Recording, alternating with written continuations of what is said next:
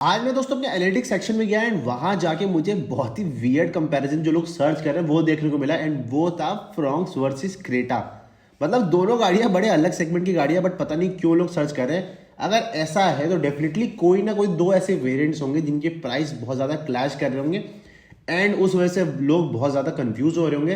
तो उनका कंफ्यूजन दूर करने के लिए भी एक वीडियो आएगी। बट आज इस वीडियो में जो सबसे बड़ा कंफ्यूजन है दो दो गाड़ियों के बीच में जो कि सेम सेगमेंट की गाड़ी है एंड वो निकल कर आती है ब्रेजा एंड आती है फ्रॉन्क्स। एंड उसमें पर्टिकुलर फ्रॉन्क्स का delta plus variant and Brezza का वीएक्सआई वेरिएंट। डेल्टा प्लस आप सभी को पता है कि मैं पर्टिकुलरली ओन भी करता हूँ एंड वीएक्सआई वगैरह मैंने भी देखा। तो जो आप लोग चीज जिस चीज से आप लोग गुजर रहे हैं वही सेम चीज से मैं भी गुजरा। एंड आज आपके लिए वीडियो में मैं पूरा इन डेप्थ कंपैरिजन लेकर आया क्योंकि मैंने पूरी कंप्लीट एक एक्सेल शीट तैयार करी है एंड पर्टिकुलर जो मेरा एक्सपीरियंस रहा है ब्रेजा के साथ एंड फ्रॉन्क्स के साथ तो मैं पूरे दिन भर ही उसके साथ रहता हूँ तो उसको तो कंप्लीट बता ही सकता हूँ। एंड आप सभी को पता है कि जब भी मैंने गाड़ी ली है बहुत देख परख के लिए। तो आज जो मेरा पर्सनल एक्सपीरियंस रहा ब्रेजा एंड फ्रॉन्क्स के साथ वो आपको कंप्लीट बताने वाला हूँ एंड लास्ट में कंक्लूड भी करेंगे कि कौन सी गाड़ी किस पर्टिकुलर यूजर के लिए रहेगी बेस्ट। तो इस वीडियो में दोस्तों बने रहिएगा क्योंकि अगर आप लोग दो गाड़ी में कंफ्यूज हैं तो हमारा चैनल पूरी कोशिश करता है कि आपकी सारे कंफ्यूजन दूर करे जाए। तो बिना देरी करे इस वीडियो करते हैं स्टार्ट। तो मैं दोस्तों आगे बढ़ने से पहले एक जो सबसे बड़ा जो अगर आपको डिसीजन बनाना है on the basis of engine, क्योंकि एक में आता है 1.2 लीटर का इंजन और एक में आता है 1.5 लीटर का इंजन। अब देखो, अब आप सभी को पता है कि जो ब्रेजा में क्या कर दिया गया है, अब जितने भी मॉडल्स हैं जो मैनुअल ट्रांसमिशन वाले मॉडल्स हैं उन सबसे इन्होंने स्मार्ट हाइब्रिड जो है वो हटा दिया, यानी कि एलएक्सआई, वीएक्सआई, जेडएक्सआई और जेडएक्सआई प्लस मैनुअल ट्रांसमिशन में अब आपको स्मार्ट हाइब्रिड देखने को नहीं मिलता। तो आप देख सकते हैं अपनी स्क्रीन पर माइलेज फिगर जो कंपनी ही क्लेम कर रही है वो 17.38 है एंड जो ऑटोमेटिक ट्रांसमिशन है जिसमें आपका स्मार्ट हाइब्रिड लगकर आता है उसमें 19.8 है।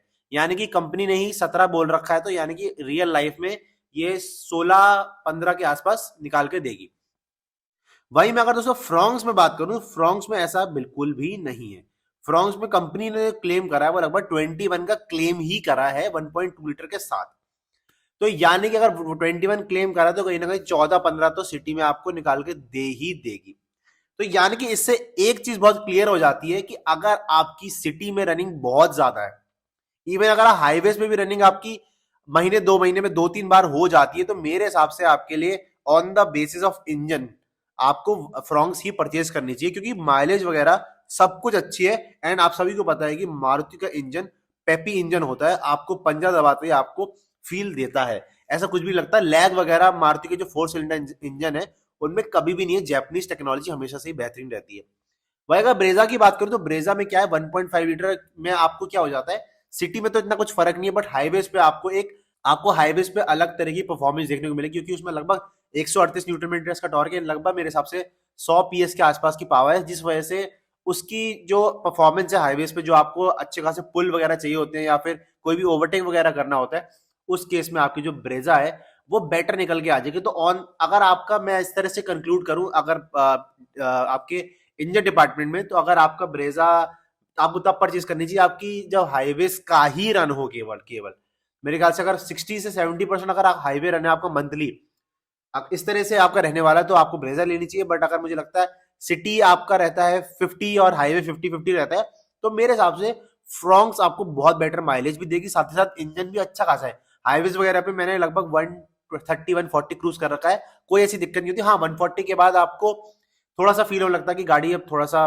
कह रही है कि भाई रुक जाओ, वहां आपको थोड़ा सा एज मिल जाएगा कि आप ब्रेजा में 140 प्लस 150 कर सकते हैं। बट मुझे लगता है इंडिया में कोई ऐसी रोड नहीं जहां पे 150 चलनी चाहिए और इंडिया में चलानी भी नहीं चाहिए, मुझे तो ऐसा पर्सनली फील होता है। तो अगर आपको इस तरह का सिनेरियो रहने वाला है तो आपको ब्रेजा और फ्रॉन्क्स अपने हिसाब से चूज कर लेनी चाहिए। ये तो सारी बात हो गई आपकी on the basis of engine. But अगर हम लोग दोस्तों बात करें on the basis of features और अंदर की जो केबिन की कैपेसिटी वगैरह है, पीछे की बूट स्पेस वगैरह कैसी रहने वाली है, तो उस पर इन डेप्थ बात करते हैं। उसके लिए मैंने अपना जो है आपकी एक्सेल तैयार कर रखी है। सबसे पहले सारी बात कर लेते हैं फीचर्स के डिपार्टमेंट में इसमें क्या रहने वाला है। तो सबसे पहले अगर बात करें सेफ्टी की, तो आप देख सकते हैं ब्रेजा वीएक्सआई लिखा हुआ है एंड फ्रॉन्क्स डेल्टा प्लस लिखा हुआ है। सेफ्टी डिपार्टमेंट दोनों में एयरबैग्स 2 आते हैं, रिवर्स पार्किंग सेंसर्स आते हैं, ईएसपी आता है और हिल होल्ड असिस्ट वगैरह देखने को मिलता है। सेफ्टी डिपार्टमेंट में फ्रॉन्क्स डेल्टा प्लस और ब्रेजा वीएक्सआई में कुछ भी डिफरेंस नहीं निकल कर आता है। अब अगर चले इंफोटेनमेंट सेक्शन में, तो इंफोटेनमेंट सेक्शन में जो मेजर डिफरेंस आपको मिलेगा वो ये है कि ब्रेजा में जो आपको स्क्रीन मिल रही है वो स्मार्ट प्ले स्टूडियो है। जो इनकी पुरानी स्क्रीन जो पुरानी गाड़ियों में आती थी, जैसे फॉर एग्जांपल एस क्रॉस वगैरह जब आती थी, तब इनकी जो स्क्रीन लगकर आती थी वो वाली स्क्रीन मिल रही है। वही बात करो हमारे फ्रॉन्क्स में, तो उसमें जो उनका लेटेस्ट स्क्रीन है स्मार्ट प्ले प्रो स्टूडियो, जो इनकी पूरी इन्होंने जो पूरा यूआई वगैरह सब कुछ चेंज कर दिया, बहुत स्मूथ हो चुकी है, वो स्क्रीन देखने को मिलती है। तो एक्सपीरियंस अलग हो सकता है, साउंड क्वालिटी भी अलग हो सकती है। दोनों में 4 स्पीकर मिलते हैं। आपका जो कोई भी ट्विटर देखने को नहीं मिलता है। वही बात करूं हमारे एंड्रॉइड ऑटो और एप्पल कारप्ले की, तो इसमें जो है ब्रेजा में वायर्ड आता है। एंड वही बात करूं हमारे जो फ्रॉन्क्स है उसमें ये वायरलेस देखने को मिलता है। तो आपको ये डिफरेंस हो जाता है। एंड वही बात करूं हमारी एमआईडी की, तो एमआईडी इसमें आपको दोनों में ही सिंगल कलर मिलती है। तो अब तक मैं बात करूं अगर इंफोटेनमेंट सिस्टम सेक्शन में, तो आपको इंफोटेनमेंट सेक्शन में थोड़ा सा एज देखने को मिल जाता है फ्रॉन्क्स के डिपार्टमेंट में। वही बात करें दोस्तों कंफर्ट एंड कन्वीनियंस में, तो कंफर्ट एंड कन्वीनियंस में कहीं ना कहीं जो है आपकी ब्रेजा वीएक्सआई प्लस ले जाती है। क्यों? रीजन क्या है कि इसमें आपको एक तो हाइट एडजस्टमेंट सीट मिल जाती है, साथ ही साथ आपको रियर एसी वेंट्स भी देखने को मिल जाते हैं। वही बात करो हमारे कंफर्ट एंड कन्वीनियंस में फ्रॉन्क्स डेल्टा प्लस में, तो उसमें बस एक आपको बेनिफिट मिलता है कि उसमें जो रियर सीट्स है वो आपको फोल्डेबल मिल जाती है, मतलब 60-40 मिल जाती है। तो कुल मिला के अगर देखा जाए तो ब्रेजा कंफर्ट एंड कन्वीनियंस के डिपार्टमेंट में बहुत आगे है, क्योंकि दोनों चीज बड़ी काम की, पीछे वालों के लिए एसी भी है और साथ ही साथ अगर ड्राइवर की हाइट कम है तो वो हाइट एडजस्ट करके उसका जो बोनेट का व्यू है वो भी बेटर कर सकता है एंड ज्यादा कमांडिंग पोजीशन में ड्राइवर आ सकता है। तो इस मामले में ब्रेजा को बढ़िया पॉइंट देने चाहिए। वहीं बात करें दोस्तों एक्सटीरियर में, तो एक्सटीरियर में हो सकता है कि किसी के लिए हिट हो किसी के लिए मिस हो, बट मैंने यहाँ पे लिख दिया क्योंकि आजकल थोड़ा सा व्हाइट लाइट का जमाना आ चुका है। एक्सटीरियर के डिपार्टमेंट में आपको जो है एक तो ब्रेजा में कोई भी डीआरएल देखने को नहीं मिलती, साथ ही साथ आपको एक्सटीरियर में इनका हेलोजन सेटअप ही देखने को मिलता है। वही बात करें फ्रॉन्क्स में, एक तो फ्रॉन्क्स का आगे से डिजाइन बहुत बेटर लगता है, मेरी पर्सनल चॉइस है, वो आप सबकी अपनी अपनी चॉइस हो सकती है। एंड साथ ही साथ आपको पूरा एलईडी सेटअप देखने को मिलता है, साथ ही साथ आपको जो नेक्सा की जो डीआरएल्स आती है वो भी देखने को मिलती है। तो कहीं ना कहीं एक्सटीरियर के डिपार्टमेंट में मेरे को पर्सनली लगता है कि फ्रॉन्क्स आगे निकल जाती है, बट वो अपने एक पर्सनल चॉइस है, क्योंकि यहाँ पे लाइट का थ्रो वगैरह में कोई भी ऐसा मेजर डिफरेंस नहीं है। मारुति की हमेशा से लाइट्स बढ़िया ही होती है। इट्स जस्ट डेट कि एक्सटीरियर की क्वालिटी, एक्सटीरियर का जो अपील है वो कितना बेटर है, तो उसमें फ्रॉन्क्स कहीं ना कहीं बाजी मार जाती है इस लाइट सेटअप से। अब चले अगर इंटीरियर डिपार्टमेंट, तो इंटीरियर डिपार्टमेंट में आप दोस्तों देखेंगे कि एक तो इंटीरियर में क्या है कि आपकी जो ब्रेजा है वो पूरी ब्लैक टोन में है, सिंगल टोन में है, तो उस वजह से कहीं ना कहीं थोड़ा सा लगता है कि ब्रेजा में अंदर जो एरीनेस है वो कम लगती है। वही बात करूं अगर फ्रॉन्क्स के डिपार्टमेंट में, तो फ्रॉन्क्स में तो डुअल टोन आ जाती है, उतनी एरी तो बिल्कुल नहीं लगती फ्रॉन्क्स, बट हाँ ब्रेजा कंपैरिजन में डेफिनेटली एरी हो जाती है। और एक और चीज की इंटीरियर में कोई भी पार्सल ट्रे देखने को नहीं मिलती आपकी ब्रेजा वीएक्सआई में, एंड वही बात करें हमारे फ्रॉन्क्स में, तो पार्सल ट्रे भी मिल जाती है। तो अब दोस्तों अगर मैं बात करूं आपके बिल्कुल बढ़िया तरह से, तो कहीं ना कहीं अगर सेफ्टी डिपार्टमेंट में सेम है, इंफोटेनमेंट में थोड़ी सी फ्रॉन्क्स आ गया, बट कंफर्ट एंड कन्वीनियंस में कहीं ना कहीं दोस्तों मुझे लगता है कि ब्रेजा बाजी मार जाती है इन दोनों में अगर कंपेयर करूं, बट एक्सटीरियर में ये फ्रॉन्क्स बाजी मार जाती है, मेरा पर्सनल चॉइस है। बट वो कहते हैं ना, एक जो कंप्लीट गाड़ी होती है जिसमें सारे फीचर्स काम के होते हैं, उसका अवार्ड डेफिनेटली आपका ब्रेजा को जाता है, क्योंकि नो नॉनसेंस फीचर्स आपके ब्रेजा में आते हैं। वही बात करूं हमारी फ्रॉन्क्स में, तो फ्रॉन्क्स में जो है काम के फीचर्स एक दो मिसिंग है जो मेजरली हिट कर सकते हैं अगर उन दो चीजों की आपको बहुत ज्यादा रिक्वायरमेंट है, तो जैसे कि हाइट एडजस्टमेंट सीट और रेयर एसी वेंट। अब दोस्तों एक चीज की बात कर लेते हैं, काफी लोग की दिक्कत रहती है कि भाई कि जो फ्रॉन्क्स है उसमें जो पीछे का सिटिंग है उसमें हेडरूम वगैरह कम है, ब्रेजा में ज्यादा है। तो डेफिनेटली दोस्तों अगर मैं इस डिपार्टमेंट में जाऊं तो हाँ बिल्कुल ब्रेजा में आपको हेडरूम बेटर मिल जाता है।